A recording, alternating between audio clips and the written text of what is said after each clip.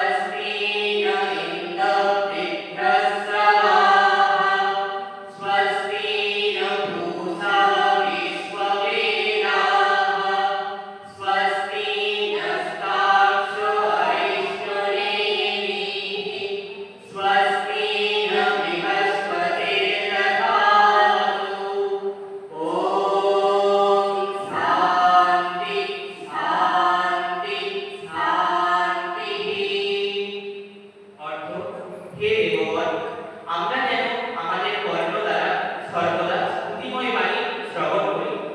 হে যোজনীয় দেবগণ, আমরা যেন চক্ষু দ্বারা সর্বদা সুন্দর বস্তু দর্শন করি।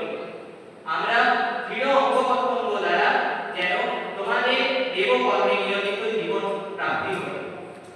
আমাদের মঙ্গল করুন। হে বৃদ্ধসভা ইন্দ্রদেব, আমাদের মঙ্গল করুন। হে সর্বজ্ঞানাধার পূজা, আমাদের মঙ্গল করুন। হে গরুড়, আমাদের মঙ্গল করুন। হে দেবগুরু বৃহস্পতি, আমাদের মঙ্গল বিধান করুন। আমাদের আধ্যাত্মিক, আদি দৈবিক ও আদি ভৌতিক শান্তি হোক। ঠিক আছে।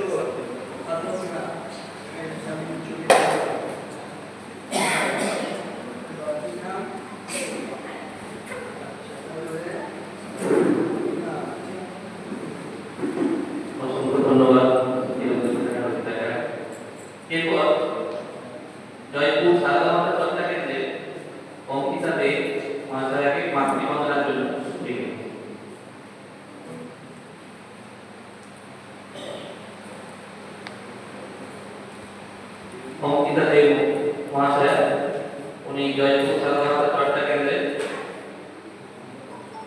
এবং ব্যক্তিগত জীবন উনি সেবিকা।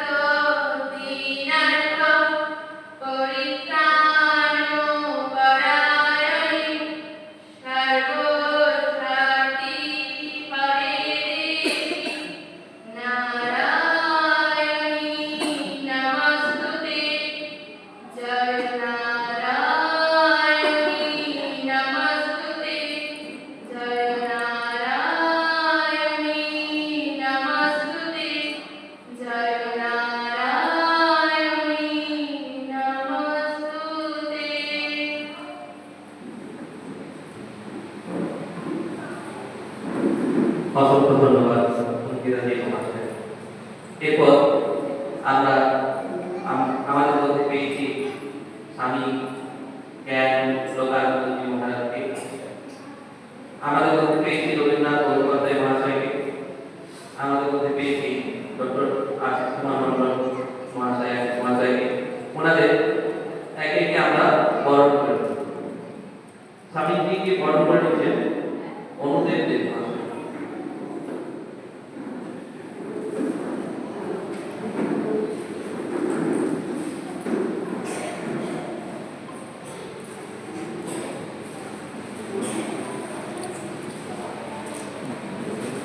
স্বামী জ্ঞান মহারাজ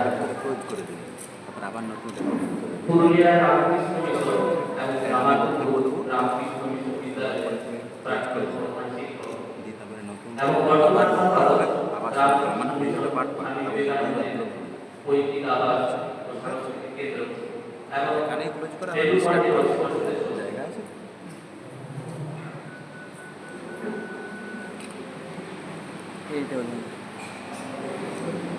মাননীয় ডক্টর আশিস কুমার মন্ডল মহাশয়কে বরণ করে নিচ্ছে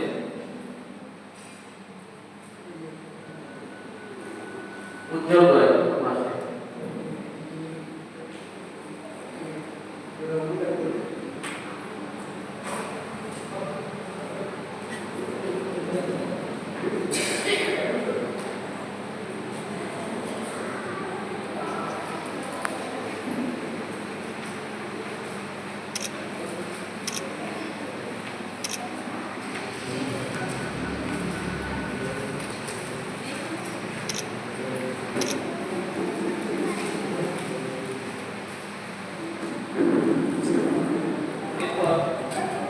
এরপর আমি মঞ্চে রেখেছি মাননীয় শ্রী শিশির কুমার গড়াই মহাশয়কে। উনি বাংলা ও পুরুলিয়ার যে সাংগঠনিক বিভাগ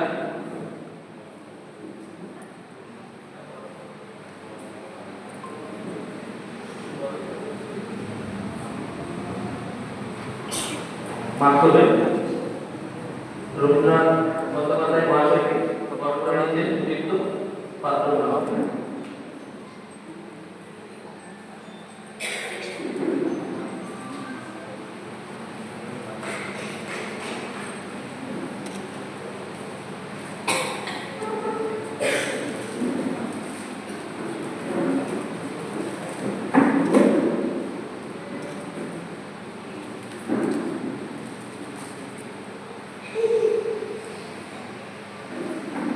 মঞ্চে রেখেছি শিশির কুমার গড়াই মহাশয়কে।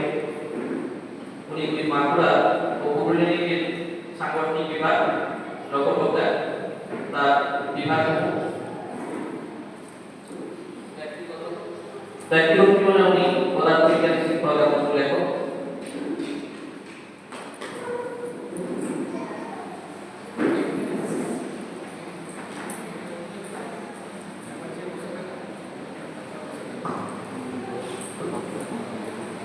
সকলকে নমস্কার। আজকের অনুষ্ঠানে প্রধান বক্তা তথা প্রধান অতিথি স্বামী জ্ঞানানন্দজি মহারাজ। পূজ্যপাদ মহারাজজি পূর্বে পুরুলিয়া রামকৃষ্ণ মিশন ও কামারপুকুর রামকৃষ্ণ মিশন বিদ্যালয়ে প্রধান শিক্ষকের দায়িত্ব পালন করেছেন। বর্তমানে সম্পাদক রামকৃষ্ণ মিশন স্বামী বিবেকানন্দের পৈতৃক আবাস ও সংস্কৃতি কেন্দ্র এবং বেলুড় মঠের অচি পরিষদের সদস্য। যুব সমাজের মধ্যে মূল্যবোধ প্রতিষ্ঠা করার কাজে অগ্রণী ভূমিকা পালন করে চলেছেন। ওনার লেখা মূল্যবোধের ধন্য জীবন বইটি আমাদের জীবনে খুবই প্রভাবশালী। আমাদের জীবনের আমূল পরিবর্তন করার শক্তি রয়েছে ওনার লেখার মধ্য দিয়ে। তারপর স্বামীজি বাম পাশে যিনি বসে রয়েছেন মাননীয় ডক্টর আশিস কুমার মন্ডল মহাশয়। উনি লোকপ্রজ্ঞা রাজ্য সম্পর্ক প্রমুখ, লোকপ্রজ্ঞা বিজ্ঞান বিভাগের নিরাময় প্রমুখ, উত্তর বাঁকুড়া জেলার পৌত্রিক কমিটির সদস্য। ব্যক্তিগত জীবনে খ্যাতনামা চিকিৎসক, যার খ্যাতি আমরা আগেও পেয়েছি ডিরেক্টরের মুখ দিয়ে, এবং সুলেখক, সুবক্তা, গীতা জীবন পাঠচক্রের প্রধান পৌত্রিক সেবক। মায়ের আশিস ও রেবা নামে যে ইউটিউব চ্যানেল, সেই ইউটিউব চ্যানেলের উনি এই কর্মধার। এবং সাথে সাথে আমি আমার দর্শক মন্ডলীর কাছে অনুরোধ করব ওনার গীতা জীবন চক্রের যে পাঠচক্র হয় সেখানে অংশগ্রহণ করার জন্য। স্বামীজি ডান পাশে যিনি বসে রয়েছেন রাষ্ট্রীয় স্বয়ংসেবক সংঘের মধ্যবঙ্গ প্রান্তের সংঘচালক মাননীয় রবীন্দ্রনাথ বন্দ্যোপাধ্যায় মহাশয়। সংঘের বিভিন্ন দায়িত্ব নিষ্ঠা সহকারে পালনের মধ্য দিয়ে আজ সর্বোচ্চ আসনে আসীন হয়েছেন। উনি বিশিষ্ট শিক্ষাবিদ এবং লোকপ্রজ্ঞা বাঁকুড়া চর্চা কেন্দ্র ওনাকে উপদেষ্টার দৃষ্টিকোণ দিয়ে দেখে থাকেন। এছাড়াও আমাদের মধ্যবঙ্গ প্রান্ত থেকে লোকপ্রজ্ঞার তরফ থেকে উপস্থিত হয়েছেন মাননীয় ডক্টর রেবা মন্ডল মহাশয়া। উনি লোকপ্রজ্ঞা মধ্যবঙ্গ মাতৃশক্তি সহপ্রমুখের দায়িত্বে রয়েছেন। ব্যক্তিগত জীবনে চিকিৎসক এবং সমগ্র জীবন সমাজের কাজে ব্যয় করে চলেছেন। লোকপ্রজ্ঞা বাঁকুড়া চর্চা কেন্দ্র ওনাকে মাতৃত্বের স্থানে অধিষ্ঠিত করেছেন। লোকপ্রজ্ঞার সংক্ষিপ্ত পরিচয় সম্পর্কে আমাকে বলার দায়িত্ব দেওয়া হয়েছে। আমরা জানি ভারতবর্ষ প্রায় 800 বছর মুসলিম শাসন ও 200 বছরের খ্রিস্টান মিশনারি শাসনের পর ভারতের বৈজ্ঞানিক দৃষ্টিভঙ্গিতে আমাদের অজান্তে আমূল পরিবর্তন হয়েছে। এই বিদেশি আক্রমণ শুধু উপনিবেশিক স্থাপনের জন্য নয়, শুধু লুট করার জন্য নয়, এটি সর্বাত্মক আক্রমণ। আমাদের চিন্তা ভাবনা, বিচার বিবেচনা, শিক্ষা, সংস্কৃতি সবকিছুতে এর ধ্বংসাত্মক আক্রমণ করে চলেছে। ভারতীয় মনের বিচার বিবেচনার উপর যে ন্যারেটিভ সৃষ্টি হয়েছে এবং তার ধ্বংসাত্মক ক্রিয়াকলাপকে প্রতিহত করার জন্য যে পজিটিভিটি বা পজিটিভ এনার্জি প্রয়োজন, তার সেই এনার্জি জনসমক্ষে তৈরি করাই লোকপ্রজ্ঞার কাজ। প্রজ্ঞা প্রবাহের লক্ষ্য ভারত আবার জগৎ সভায় শ্রেষ্ঠ আসন নেবে। প্রজ্ঞা প্রবাহের উদ্দেশ্য আধুনিক জ্ঞান বিজ্ঞানের আধারে ভারতের পরম্পরাগত মূল্যবোধের